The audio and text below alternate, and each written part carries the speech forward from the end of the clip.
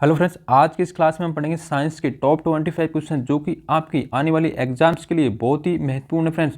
तो देरी नहीं करते हुए फ्रेंड्स आज की क्लास को स्टार्ट करते हैं। फ्रेंड्स हमारा पहला प्रश्न है, हाइड्रोजन को तत्व के रूप में किसने खोजा था। आपसे पूछ रहा है फ्रेंड्स, हाइड्रोजन को तत्व के रूप में, एलिमेंट के रूप में किसने खोजा था। Niels Bohr, Gregor Mendel, Henry Cavendish और हेनरी बेकुरल। चार ऑप्शन देंगे फ्रेंड्स, आपको बताना है कि हाइड्रोजन को तत्व के रूप में किसने खोजा था फ्रेंड्स। तो फ्रेंड्स हाइड्रोजन क्या होती है, गैस होती है। फ्रेंड्स क्या होती है, एक गैस होती है। तो आपको पता नहीं किसने खोजा था।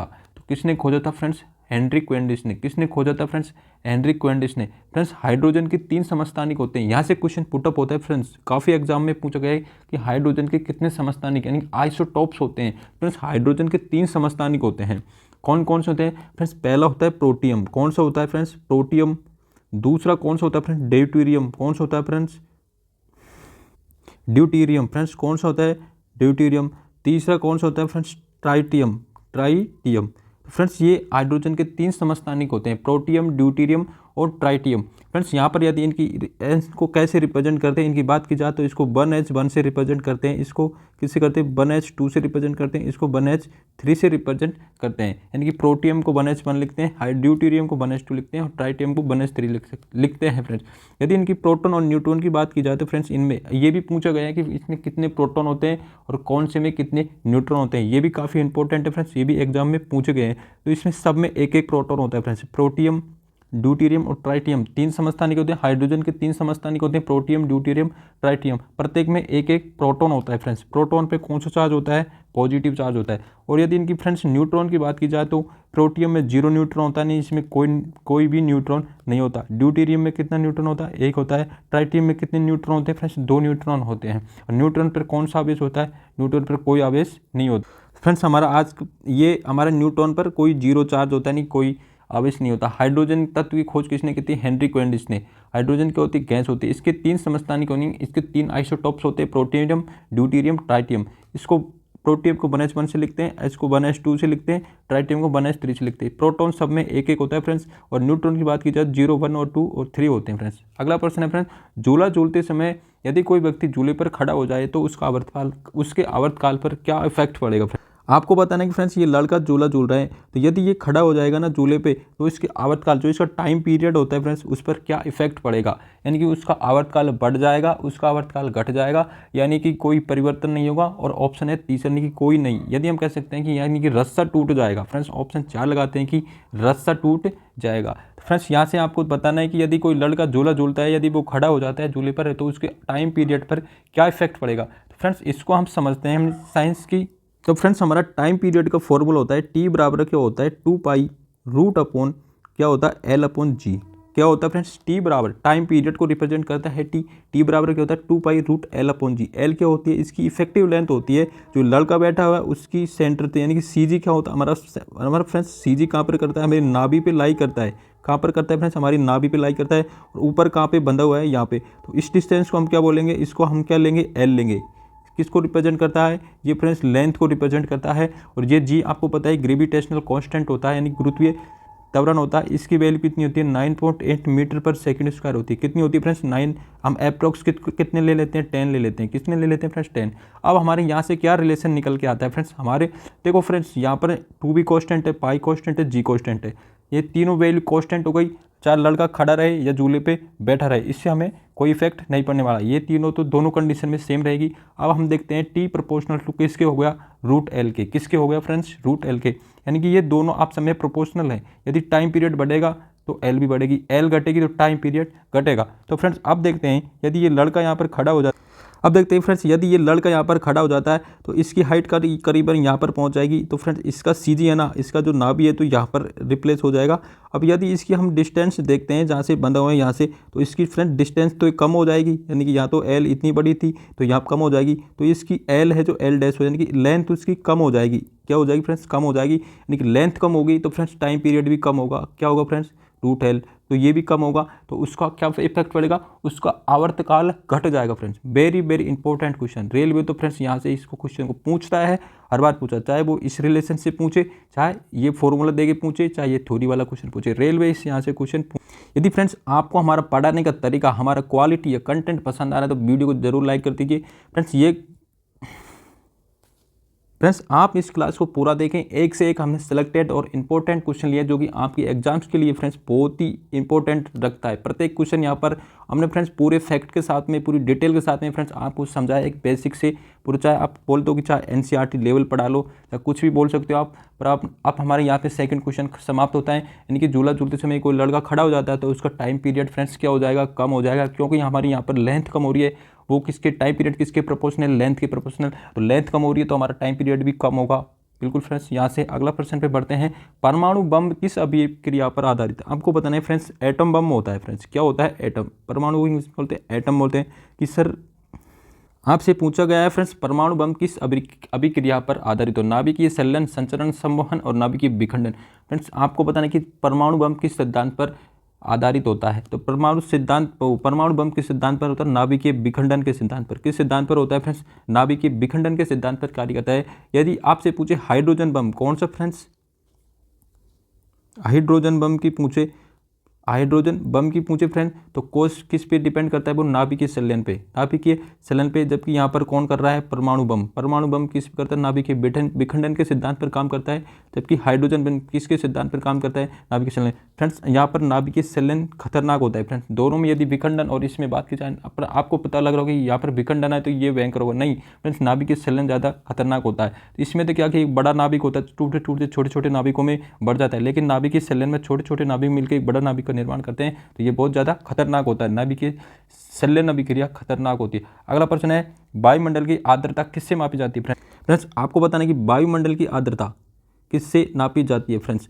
तो इसके चार ऑप्शन देखिए, हाइग्रोमीटर, बैरोमीटर और अल्टीमीटर। फ्रेंड्स आपको बताना है कि वायुमंडलीय आर्द्रता, फ्रेंड्स आप सब जानते हैं इसका क्या आंसर होगा? हाइग्रोमीटर से। किससे नापते हैं फ्रेंड्स? हाइग्रोमीटर। तो हमारा ए ऑप्शन सही हो जाएगा। वायुमंडल की आर्द्रता किससे नापी जाती है? हाइग्रोमीटर से। यदि फ्रेंड्स यहाँ पर हाइड्रो में आप कंफ्यूजन नहीं होना है, आपको समझना है कि हाइग्रोमीटर से क्या करता है? वायुमंडल की आर्द्रता नापता है। यदि फ्रेंड्स आपको आ जाए हाइड्रोमीटर क्या करता है? ये लिक्विड होते, द्रव होते हैं ना, उनका आपेक्षिक घनत्व, द्रव का आपेक्षिक घनत्व को मेजर करता है। फ्रेंड्स क्या करता है? आपेक्षिक घनत्व का मेजरमेंट करता है। किससे करता है? हाइड्रोमीटर से। और यदि फ्रेंड्स आपसे पूछे कि बैरोमीटर क्या करता है? ये एटमॉस्फेरिक प्रेशर, क्या फ्रेंड्स? एटमॉस्फेरिक प्रेशर को काउंट करता है। और अल्टीमीटर से क्या होता है फ्रेंड्स? यदि कोई हाइट पे कोई वस्तु, कोई वायुयान उड़ रहा है तो उसकी ऊंचाई का हम मापन कर सकते हैं। तो इसका किसके काम आता है?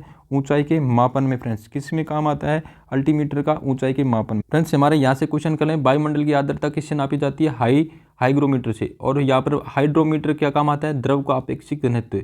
तो अगला है बैरोमीटर, एटमॉस्फेरिक प्रेशर, यानी कि वातावरण का प्रेशर को मापता है। वायुमंडलीय दाब किसको नापता है फ्रेंड्स? वायुमंडलीय दाब को मेजर करता है। और अल्टीमीटर से किसी भी चीज़ की हाइट का, ऊंचाई का मापन करता है फ्रेंड्स। अगला क्वेश्चन है 5वां, उच्चतर वोल्टेज से निम्नतर वोल्टेज। क्या बोल रहा है फ्रेंड्स? उच्चतर वोल्टेज यानी कि हाई वोल्टेज। किससे बोल रहा है? हाई वोल्टेज से लो वोल्टेज। क्या बोल रहा है फ्रेंड्स? हाई वोल्टेज से लो वोल्टेज, या इसके अपोजिट, मतलब लो वोल्टेज से हाई वोल्टेज, यानी कि दोनों, हाई से लो से हाई, या विपरीत से एसी रूपांतरण करने वाला उपकरण कौन सा है? तो फ्रेंड्स आप सभी को पता है कि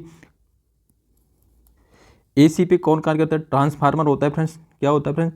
ट्रांसफार्मर होता है जो एसी पे वर्क करता है। किस पे कार्य करता है? लो। ट्रांसफार्मर फ्रेंड्स दो प्रकार के होते हैं, एक तो हाई टेंशन होता है, एक होता है लो टेंशन। यानी कि एक वोल्टेज को स्टेप हम बोल भी सकते हैं फ्रेंड्स, स्टेप डाउन होता है और एक स्टेप अप होता है फ्रेंड्स। क्या होता है फ्रेंड्स? एक तो ट्रांसफार्मर होता है स्टेप अप, एक होता है स्टेप डाउन। फ्रेंड्स दो प्रकार के ट्रांसफार्मर होते हैं। फ्रेंड्स स्टेप अप क्या करता है? लो वोल्टेज को हाई वोल्टेज में कन्वर्ट करता है। किस में कन्वर्ट करता है? लो वोल्टेज को हाई वोल्टेज में कन्वर्ट करता है। फ्रेंड्स जो लाइट का प्रोडक्शन होता है ना, वहाँ पर सिर्फ 11,000 वोल्ट ही लाइट का प्रोडक्शन होता है। लेकिन फ्रेंड्स आपने देखा होगा 1,32,000, 66,000, 33 kV की लाइन्स होती है, तो वहाँ पर क्या लगा हुआ था फ्रेंड्स? वो स्टेप अप ट्रांसफार्मर होता है जो 11,000 वोल्टेज को 33,000, 66,000, 1,32,000 इसमें कन्वर्ट करता है। और फ्रेंड्स लो टेंशन ट्रांसफार्मर जो हमारे घरों के पास में लगे हुए होते हैं, तो हमारे घरों में के पास में वायरों में कितनी लाइट आती है? 11,000 वोल्टेज के आसपास में 11,000 वोल्टेज लाइट आती है। जबकि हमारे घरों में कितनी वोल्टेज यूज होती है? 220 वोल्ट। पर हमारे जो उपकरण होते हैं 220 वोल्ट पे वर्क करते हैं। तो हमारे घरों के पास में जो ट्रांसफार्मर लगा हुआ होता है फ्रेंड्स, उसको बोलते हैं स्टेप डाउन ट्रांसफार्मर, जो 11,000 वोल्टेज को कितने में कन्वर्ट कर देता है? 220 वोल्टेज में कन्वर्ट कर देता है। तो फ्रेंड्स AC वोल्टेज को कम या ज़्यादा करने का काम किसका होता है फ्रेंड्स, ट्रांसफार्मर का। फ्रेंड्स आपके यहाँ से ट्रांसफार्मर का पूरी डिटेल क्लियर कर दिया। अगला प्रश्न है रेबीज के टीके की खोज किसने की थी। फ्रेंड्स आपको बताना है रेबीज के टीके की खोज किसने की थी फ्रेंड्स। तो रेबीज के टीके की खोज किसने की थी फ्रेंड्स, लुईस पास्चर ने। किसने की थी फ्रेंड्स, लुईस पास्चर ने। अगला प्रश्न है फ्रेंड्स हमारा विटामिन सी का सबसे अच्छा सोर्स कौन सा है। फ्रेंड्स आपको बताना है कि विटामिन सी आपको पता है फ्रेंड्स विटामिन सी किस में पाया जाता है, जो खट्टे फल होते हैं, खट्टी चीज़ों में विटामिन सी, जैसे नींबू हुआ, आंवला, यानी खट्टे फलों में तो विटामिन सी पाया जाता है। फ्रेंड्स किस में पाया जाता है, विटामिन सी। फ्रेंड्स यहाँ पर विटामिन सी है ना, विटामिन बी और सी दोनों किस में घुलनशील होते हैं, जल में। किस में होते हैं फ्रेंड्स, जल में घुलनशील होते हैं। बाकी के KEDA ये किस में घुलनशील होते हैं फ्रेंड्स, बसा में। किस में घुलनशील होते हैं, बसा में। तो ये क्वेश्चन भी इंपॉर्टेंट लगा दीजिए फ्रेंड्स आप यहाँ से इंपॉर्टेंट ये दोनों क्वेश्चन ही पूछे गए हैं कि कौन सा विटामिन जल में घुलनशील होता है, कौन सा विटामिन बसा में घुलनशील होता है। फ्रेंड्स यहाँ पर फ्रेंड्स ये दोनों एक क्वेश्चन इंपॉर्टेंट है, यानी कौन सा विटामिन जल में घुल होता है और कौन सा बसा में। तब फ्रेंड्स आपको इसको किससे याद करना है, कीड़ा से। किससे याद करना है, कीड़ा से। कीड़ा किस में घुलनशील होता है, बसा में। तो KEDA आप यहाँ से याद कर सकते हैं ट्रिक के हिसाब से। फ्रेंड्स अगला है स्कर्वी रोग किस विटामिन की कमी से कारण होता है। फ्रेंड्स आपको बताना है स्कर्वी रोग किस विटामिन की कमी के कारण होता है। पहले फ्रेंड्स इसमें आ रही विटामिन की खोज किसने की थी फ्रेंड्स, पहले इसमें हम बात कर लेते हैं फ्रेंड्स विटामिन की खोज किसने की थी। तो विटामिन की खोज किसने की थी, फंक ने। किसने की थी, फंक ने। अब बात करते हैं विटामिन स्कर्वी रोग की। आपको बताना है फ्रेंड्स स्कर्वी रोग किसकी कमी के कारण होता है, कौन सी विटामिन की कमी के कारण। आप सभी को पता है फ्रेंड्स विटामिन सी की कमी के कारण कौन सा रोग होता है, स्कर्वी। कौन सा होता है फ्रेंड्स, स्कर्वी रोग होता है। विटामिन ए की बात की जाए तो रतौंधी रोग हमारे कौन से अंग में होता है, ये हमारी आंखों में, यानी कि कम दिखना लगता है तो उसको हम क्या बोलते हैं, रतौंधी। विटामिन ए की कमी से कौन सा रोग होता है फ्रेंड्स, विटामिन ए की कमी से कौन सा रोग होता है, रतौंधी रोग। दूसरा है विटामिन बी से बेरी होता है। सी से कौन सा होता है फ्रेंड्स, सी से रिकेट्स रोग होता है। विटामिन सी की कमी के कारण कौन सा रिकेट्स रोग होता है फ्रेंड्स। अगला क्वेश्चन है शुष्क बर्फ किसे कहा जाता है। फ्रेंड्स आपको सभी को पता है फ्रेंड्स शुष्क बर्फ ठोस CO2 होती है ना फ्रेंड्स, सॉलिड फॉर्म में क्या होती है, CO2, उसको ही हम क्या बोलते हैं, शुष्क बर्फ बोलते हैं, इनकी ड्राई आइस बोलते हैं। फ्रेंड्स अगला क्वेश्चन है यदि यहाँ पर मेथेन की बात की जाए तो फ्रेंड्स यहाँ पर CH4 को क्या बोलते हैं हम, CH4 को क्या बोलते हैं, मेथेन। ये क्या होता है, नाइट्रस ऑक्साइड N2O। फ्रेंड्स ये क्या है, नाइट्रस ऑक्साइड, इसको क्या बोलते हैं हम, लाफिंग गैस। क्या बोलते हैं फ्रेंड्स, लाफिंग गैस। और सोडियम क्लोराइड यानी कि NaCl, ये हमारा खाने का नमक होता है। कौन सा होता है फ्रेंड्स, सोडियम क्लोराइड। इसको क्या बोलते हैं, इनका फॉर्मूला लिखे तो हम क्या लिखते हैं, सोडियम क्लोराइड। ये हमारा खाने का नमक होता है, उसको हम क्या बोलते हैं, सोडियम क्लोराइड। बढ़ते हैं फ्रेंड्स अगले क्वेश्चन की ओर। 18 कैरेट में कितना प्रतिशत शुद्ध सोना होता है। मतलब फ्रेंड्स आपको बात किया कि यहाँ पर पूछ रहा है कि 18 कैरेट में कितना प्रतिशत शुद्ध सोना होता है। फ्रेंड्स आप सभी को पता है कि शुद्ध सोना कितने कैरेट का होता है। फ्रेंड्स शुद्ध सोना होता है 24 कैरेट का। हम कह सकते हैं कि 24 कैरेट का सोना कितना होता है कि 100% शुद्ध होता है। कितना परसेंट शुद्ध होता है, 100, मतलब 24 कैरेट सोना होता है ना फ्रेंड्स, उसमें 100% प्योर गोल्ड होता है। तो हमसे कितने कैरेट की पूछी गई है फ्रेंड्स, 18 कैरेट की पूछ रहा है, यानी 18 कैरेट में कितना गोल्ड होगा, है ना फ्रेंड्स। तो हम यह बात करते हैं 18% की। किसकी बात करते हैं, 18% में कितना गोल्ड होगा फ्रेंड्स। तो फ्रेंड्स अब देखते हैं हम यहाँ पर कितना परसेंट हमारा आंसर निकल के आता है। यदि हम इसको फ्रेंड्स यहाँ पर हम इसको 6 से काटते हैं तो 6 से कितना बढ़ता है, 4 बार करता है। कितनी बार करता है, 4 बार। 6 से कितनी बार करता है, 3 बार। इसको यदि हम काटते हैं किससे, 4 से, तो कितनी बार करता है, 25 बार। 25 से 3 से मल्टीप्लाई करते हैं तो कितना परसेंट आता है, 75%। कितना आता है फ्रेंड्स, 75%। फ्रेंड्स यदि कभी लाइफ में आपको मौका मिला, मैथ तो इतनी अच्छे से पढ़ाएंगे, बहुत अच्छे से मैथ पढ़ाने का मौका मिला तो आपको मैथ भी जरूर पढ़ाएंगे फ्रेंड्स। तो कितना आता है हमारा यहाँ से 75% निकल के आता है। कितना आता है, नहीं 18% कैरेट का सोना होता है ना, उसमें कितना परसेंट गोल्ड होता है, 75% गोल्ड होता है। और हम कह सकते हैं कि 24% सोना को, वो 24 कैरेट का सोना को हम कह सकते हैं कि प्योर गोल्ड होता है, यानी कि उसमें 100% सोना होता है। तो फ्रेंड्स इस प्रकार है हमारा समाप्त होता है। अगले क्वेश्चन के आते हैं, शुद्ध कार्बन का सबसे कठोर रूप कौन सा होता है। तो फ्रेंड्स आप सभी को पता है कि शुद्ध कार्बन का सबसे कठोर कौन सा होता है, हीरा। क्या होता है फ्रेंड्स, हीरा। अगले भी पढ़ते हैं फ्रेंड्स, क्या है हमारा पूछा गया, Fe रासायनिक प्रतीक है, यानी कि Fe किसको रिप्रेजेंट करता है, यानी किस धातु का रासायनिक प्रतीक होता है फ्रेंड्स, Fe फेरस। किसका होता है फ्रेंड्स, Fe आप सभी को पता है Fe किसका होता है फ्रेंड्स, लोहे का। किसका होता है फ्रेंड्स, लोहे का।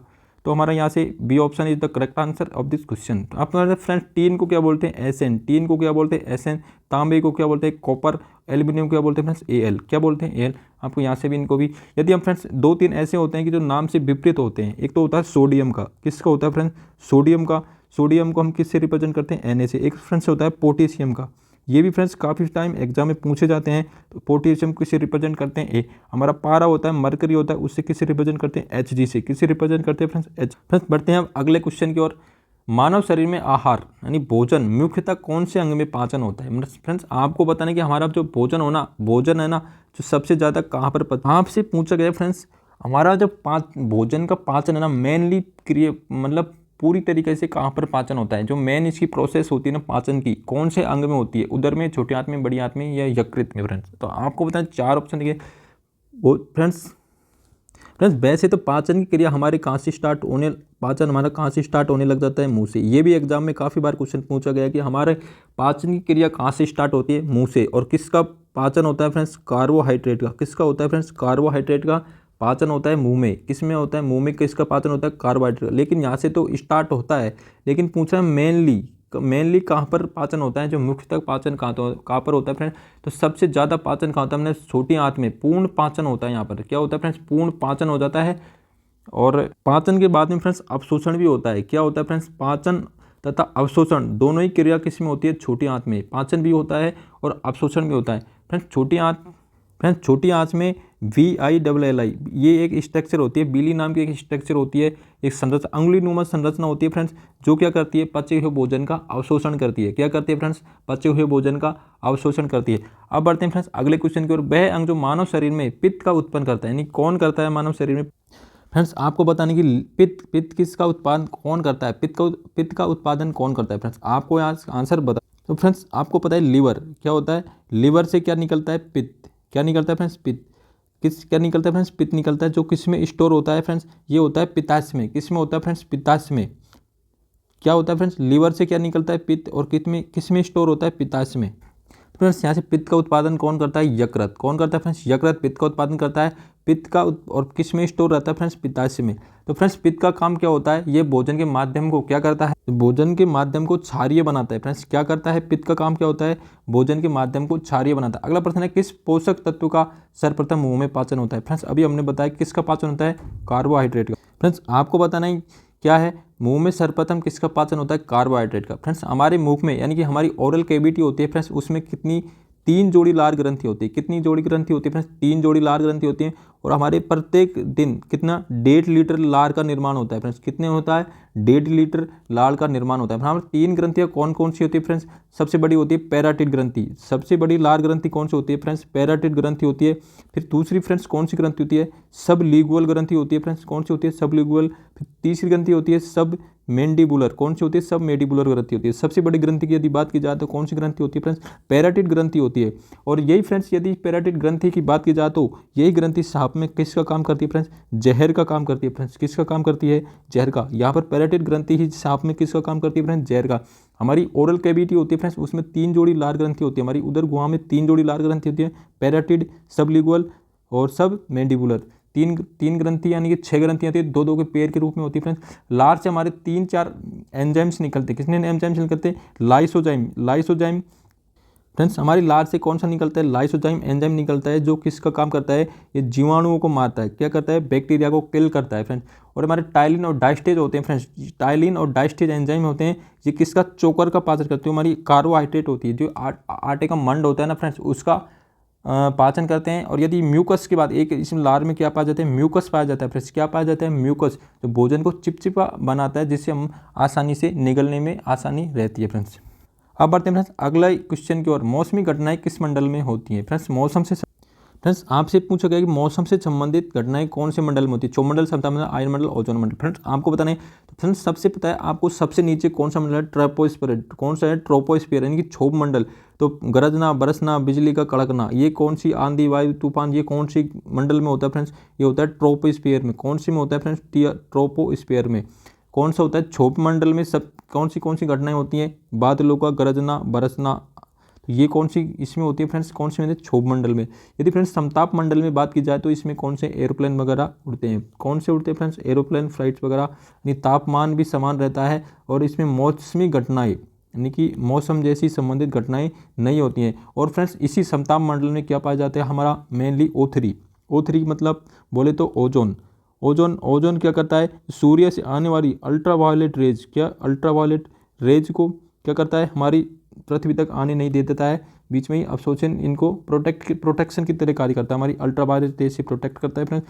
और ये फ्रेंड्स ओजोन दिवस कब मनाता है? 16 सितंबर को। ये भी एग्जाम में क्वेश्चन पूछा गया है कि ओजोन दिवस कब मनाया जाता है? 16 सितंबर को। O3 को, ओजोन को किससे रिप्रेजेंट करते हैं फ्रेंड्स? O3 से। किससे रिप्रेजेंट करते हैं? O3 से। इसका काम क्या होता है? ये सूर्य से आने वाली अल्ट्रावायलेट रेज को, यानी कि हानिकारक किरणों को पृथ्वी तक नहीं आने देता है। अगला प्रश्न है, अदिश एक प्रमात्र है जिसमें परिमाण होता है, यानी कि एक अदिश राशि है जिसमें केवल प्रमाण होता है लेकिन उसमें क्या नहीं होता? फ्रेंड्स आपको पता है राशियाँ दो प्रकार की होती है। एक तो होती है सदिश राशि। कौन सी होती है? सदिश। एक होती है फ्रेंड्स अदिश राशि। कौन सी होती है? अदिश राशि। सदिश राशि में तो एक फ्रेंड्स डायरेक्शन भी होता है। क्या होता है? डायरेक्शन भी होता है और मैग्नीट्यूड भी होता है। और यहाँ पर अदिश राशि में क्या होता है फ्रेंड्स? मैग्नीट्यूड होता है, डायरेक्शन नहीं होती। तो ये हमारी अदिश और सदिश की पहचान होती है। यह क्या कह रहा है? अदिश एक प्रमात्र है जिसमें परिमाण होता है लेकिन क्या नहीं होती? उसमें फ्रेंड्स डायरेक्शन नहीं होती। क्या नहीं होती फ्रेंड्स? डायरेक्शन नहीं होती। तो हमारा ऑप्शन क्या आ जाएगा? सी हमारा यहाँ से ऑप्शन निकल के आएगा। फ्रेंड्स बढ़ते हैं अब अगले क्वेश्चन की ओर। अगला क्वेश्चन, त्वरण की इकाई क्या है? आपको बताना है। ए स्मॉल ए होता है एक्सेलरेशन।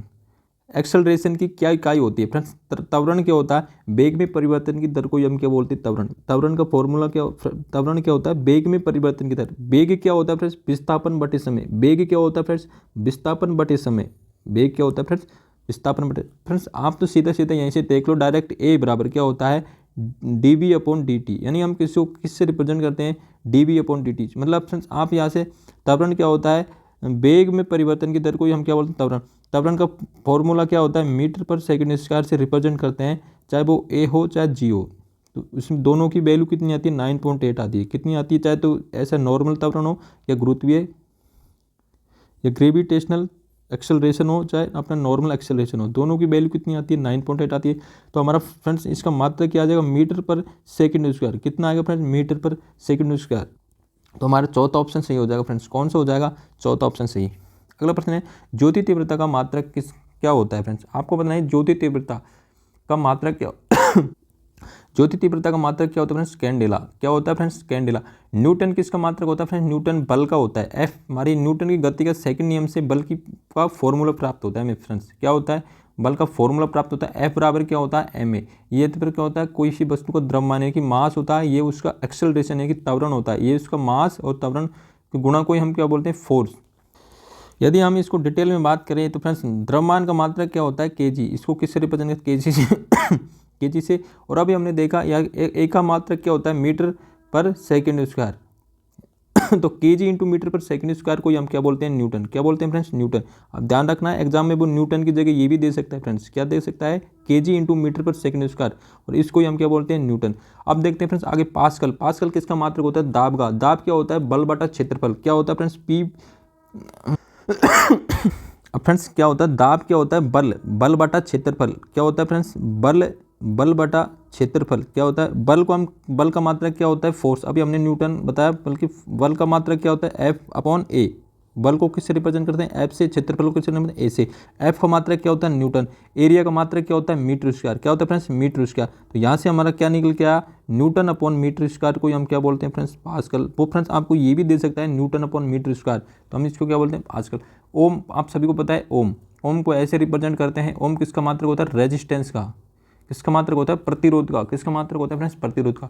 पनडुब्बी जो पानी में चलती है सबमरीन, किस पर कौन से सिद्धांत पर आधारित हुई? न्यूटन की गति के सिद्धांत पर, आर्किमिडीज के सिद्धांत पर, पास्कल के सिद्धांत पर, या ऊर्जा संरक्षण के सिद्धांत पर? तो आप सभी को पता है फ्रेंड्स, आप सभी को पता है कि पनडुब्बी होती है तो एक जल में एक हमारे साइंटिस्ट है, उन्होंने एक फ्लोटेशन का सिद्धांत दिया। किसका दिया था? फ्लोटेशन का सिद्धांत, यानी कि उत्प्लावन का सिद्धांत दिया। और किसने दिया था? आर्किमिडीज ने। तो वो उसी के सिद्धांत पर काम करती है पनडुब्बी। अगला प्रश्न, ट्रांसफार्मर के सिद्धांत पर काम करता है फ्रेंड्स। आपको बताना कि ट्रांसफार्मर किस सिद्धांत पर काम करता है? तो ट्रांसफार्मर करता है चुंबकीय प्रेरण के सिद्धांत पर। फ्रेंड्स आपने देखा होगा ट्रांसफार्मर की कोर कुछ इस प्रकार की बनी हुई होती है फ्रेंड्स। किस प्रकार की बनी होती है? इस पर फ्रेंड्स यहाँ पर कुछ बाइंडिंग्स लगी हुई होती हैं। इधर हम यहाँ से इनपुट देते हैं, यहाँ से हम आउटपुट लेते हैं फ्रेंड्स। क्या लेते हैं? आउटपुट लेते हैं फ्रेंड्स। जब हम इसमें इलेक्ट्रिसिटी लाइट विद्युत प्रवाहित तो फ्रेंड्स इसमें इलेक्ट्रिसिटी विद्युत प्रवाहित करवाते हैं, तो यहाँ पर क्या होता है? एक मैग्नेटिक इलेक्ट्रोमैग्नेटिक फील्ड जनरेट होता है। जब ये एक पूरा लूप कंप्लीट करता है तो फ्रेंड्स यहाँ से पूरी जब एक अपना पाथ कंप्लीट करता है तो इस प्रकार के यहाँ पर भी उसका चुंबकीय क्षेत्र उत्पन्न हो जाता है। यहाँ से हमें क्या मिलता है? आउटपुट मिलता है। तो फ्रेंड्स ये दोनों बाइंडिंग टच नहीं होती, फिर भी हमें यहाँ से चुंबकीय क्षेत्र की मदद से क्या मिलता है? हमें आउटपुट मिलता है। फ्रेंड्स किसके सिद्धांत पर कार्य करता है? इलेक्ट्रोमैग्नेटिक के सिद्धांत पर, चुंबकीय प्रेरण के सिद्धांत पर कार्य करता है। अगला प्रश्न है फ्रेंड्स ये एक फ्रेंड्स आपको पता नहीं कि एक एंगस्ट्रम मात्रक किसका होता है, यानी कि एक एंगस्ट्रम को ए और ऊपर ऐसे रिप्रेजेंट करते हैं, एंगस्ट्रम। आपको पता नहीं फ्रेंड्स आपको पता नहीं कि एक एंगस्ट्रम बराबर कितना होता है, तो एक एंगस्ट्रम 10⁻10 मीटर होता है फ्रेंड्स, मीटर होता है। और एंगस्ट्रम किसकी यूनिट होती है फ्रेंड्स? ये डिस्टेंस को मेजर करने की यूनिट होती है। किसको मेजर करने की होती है? ये सूक्ष्म दूरी, बिल्कुल सूक्ष्म दूरी होती है, जो आणविक दूरी होती है ना फ्रेंड्स इससे किसका मेजर किया जाता है फ्रेंड्स? इससे आणविक दूरियों को मेजर किया जाता है। यानी कि परमाणु की त्रिज्या कितनी होती है? एक एंगस्ट्रम की होती है। जिस प्रकार फ्रेंड्स एंगस्ट्रम दूरी का मात्रक होता है, इसका किसमें यूज किया जाता है? परमाणु, जैसे आणविक दूरी होती है ना, परमाणु के अंदर की जो छोटी छोटी डिस्टेंस होती है, बहुत ही सूक्ष्म डिस्टेंस के लिए काम में लिया जाता है, मेजर करने के लिए काम में लिया जाता है। एक एंगस्ट्रम बराबर क्या होता है? 10⁻−10 मीटर होता है फ्रेंड्स। और ये तरंग दैर्ध्य होता है ना फ्रेंड्स, रेज का जो रेज होती है उनको तरंग दैर्ध्य होते हैं लैम्बडा, उसको भी जिस प्रकार से 3000 एंगस्ट्रम, इस प्रकार से इससे भी बहुत सूक्ष्म दूरियों को मेजर करने के काम में लिया जाता है। अगला प्रश्न है ध्वनि तरंगें होती हैं। आपको बताना है फ्रेंड्स ध्वनि तरंगें किस प्रकार की तरंगें होती है? अनुदैर्घ्य तरंगें, अनुप्रस्थ तरंगें, विद्युत चुम्बकीय तरंगें और नन ऑफ दीज, यानी कि इनमें से कोई नहीं। फ्रेंड्स ध्वनि तरंगें किस प्रकार की तरंगें होती है? तो फ्रेंड्स अनुदैर्घ्य तरंगें होती है। कौन सी तरंगें होती है फ्रेंड्स? ध्वनि तरंगें कौन सी होती है? अनुदैर्घ्य तरंगें होती है फ्रेंड्स। कौन सी होती है? अनुदैर्घ्य तरंगें होती हैं। बेध्वनि तरंगें जो माध्यम के कणों की दिशा के समांतर गति करती हैं फ्रेंड्स। इनको जाने के लिए माध्यम की आवश्यकता होती है फ्रेंड्स। किसकी आवश्यकता होती है फ्रेंड्स? माध्यम की आवश्यकता होती है फ्रेंड्स इनको जाने के लिए। तो ये माध्यम के समांतर चलती हैं और ध्वनि तरंगों को माध्यम की आवश्यकता होती है। और इनको वेग आना इनका वेग प्रकाश की तरंगें होती है ना, उनकी तुलना में बहुत कम होता है। यानी अनुप्रस्थ की बात की जाए तो प्रकाशीय वेव होती है फ्रेंड्स, जो हमारी प्रकाश की वेव होती है ना फ्रेंड्स, प्रकाश की लाइट की, हमारी जो लाइट सनलाइट की होती है, तो उनकी स्पीड कितनी होती है? 3 × 10⁸ मीटर पर सेकंड। कितनी होती है फ्रेंड्स? 3 × 10⁸ मीटर पर सेकंड। यदि इनकी बात की जाए तो ये कौन सी तरंगें होती है? अनुप्रस्थ तरंगें होती हैं। ये फ्रेंड्स ये उनके माध्यम, इनको कोई माध्यम की आवश्यकता नहीं होती संचरण के लिए। किसकी आवश्यकता नहीं होती फ्रेंड्स? माध्यम की आवश्यकता नहीं होती। तो फ्रेंड्स ये तरंगें किस प्रकार की तरंगें होती है? अनुप्रस्थ तरंगें होती है। यानी हमारी जो प्रकाश की तरंगें कौन सी होती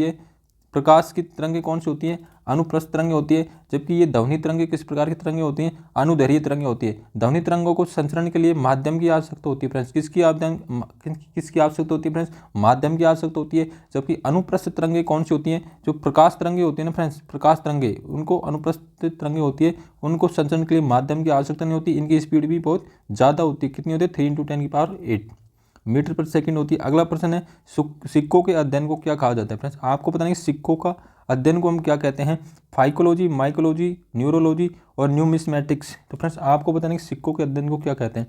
तो सिक्कों के अध्ययन को क्या बोलते हैं फ्रेंड्स? मिस्मेटिक्स, न्यूमिस्मेटिक्स सिक्कों के अध्ययन को बोलते हैं। अब यदि फ्रेंड्स यहाँ पर बात की जाए तो फाइकोलॉजी में किसका अध्ययन किया जाता है फ्रेंड्स? शैवालों का। किसका अध्ययन किया जाता है? शैवालों को। माइकोलॉजी में किसका अध्ययन किया जाता है फ्रेंड्स? कवकों का अध्ययन किया जाता है। किसका अध्ययन किया जाता है? कवकों का। और न्यूरोलॉजी में मस्तिष्क से संबंधित जो अपना माइंड होता है फ्रेंड्स, माइंड से संबंधित, मस्तिष्क से संबंधित जितने भी रोग होते हैं उनका अध्ययन किया जाता है फ्रेंड्स। अगला है फ्रेंड्स प्रिज्म द्वारा किस रंग का विचलन अधिकतम? फ्रेंड्स आपको बताना कि प्रिज्म द्वारा कोई ये प्रिज्म रखा हुआ फ्रेंड्स, तो आपको बताना कि प्रिज्म के द्वारा किस रंग का विचलन सबसे अधिकतम होता है? बैंगनी, लाल और नारंगी, हरा। फ्रेंड्स आप सभी को पता है तो सबसे ज़्यादा किसका होता है फ्रेंड्स? बैंगनी रंग का होता है। कौन से रंग का होता है फ्रेंड्स? बैंगनी रंग का। और सबसे कम किसका होता है फ्रेंड्स? लाल रंग का। तो फ्रेंड्स आप यह डायग्राम में देख सकते हो, ये श्वेत प्रकाश किरण कितने 7 रंगों से मिलकर बनी होती है फ्रेंड्स। कितने रंगों से मिलकर बनी होती है? 7 रंगों से। उसमें आप यहाँ पे देख सकते हैं इनका सभी 7 का नाम लिखा है फ्रेंड्स। तो यदि हम प्रिज्म से गुजारते हैं तो ये ऐसे सीधे नहीं जा करके कुछ डिफ्लेक्ट हो जाती है, तो ये डेल्टा आई एंगल बनता है। तो सबसे कम किस में बना फ्रेंड्स? लाल में, रेड कलर में सबसे कम एंगल बन रहा है। तो सबसे कम विचलन किसका होगा? रेड कलर का। और यहाँ पर यदि बात की जाए तो सबसे ज़्यादा डिफ्लेक्शन एंगल किस में आ रहा है फ्रेंड्स? इसमें आ रहा है बैंगनी में। तो इसका सबसे ज़्यादा विचलन किसको फ्रेंड्स? बैंगनी का। अब यह डायग्राम में भी इसमें देख सकते हैं फ्रेंड्स, ये प्रिज्म में वो वाइट लाइट आ रही है, तो ये आप इस प्रकार से रेड, ऑरेंज, येलो, ग्रीन ये दिए हुए हैं। और फ्रेंड्स आपसे एक ये क्वेश्चन पूछा जाता है कि रेनबो में जो मिडिल कलर होता है फ्रेंड्स, जो बीच में रेनबो में कितने कलर होते हैं? 7, 3 ऊपर 3 नीचे, एक बीच में। तो फ्रेंड्स आपसे बताना कि बीच में कौन सा कलर होता है? तो फ्रेंड्स आप यहाँ देख सकते हैं बीच में कौन सा होता है फ्रेंड्स? ग्रीन कलर होता है। कौन सा कलर होता है फ्रेंड्स? ग्रीन कलर होता है। आपको दिख रहा होगा यहाँ पर जी लिखा हुआ है, 3 ऊपर 3 नीचे फ्रेंड्स। तो मिडिल कलर कौन सा होता है रेनबो में? ग्रीन कलर होता है। ये भी काफ़ी बार एग्जाम में पूछा गया फ्रेंड्स। तो फ्रेंड्स इसी के साथ में आज की हम क्लास को समाप्त करते हैं। हमारे 25 क्वेश्चन क्लियर समाप्त होते हैं फ्रेंड्स। यदि फ्रेंड्स आपको हमारी क्लास की क्वालिटी कंटेंट या वीडियो पसंद आए तो लाइक जरूर करें, पसंद नहीं आए तो डिसलाइक कर दें। तो फ्रेंड्स अगले इसी प्रकार की वीडियो पाने के लिए हमारे चैनल को सब्सक्राइब कर लें फ्रेंड्स। Thank you friends.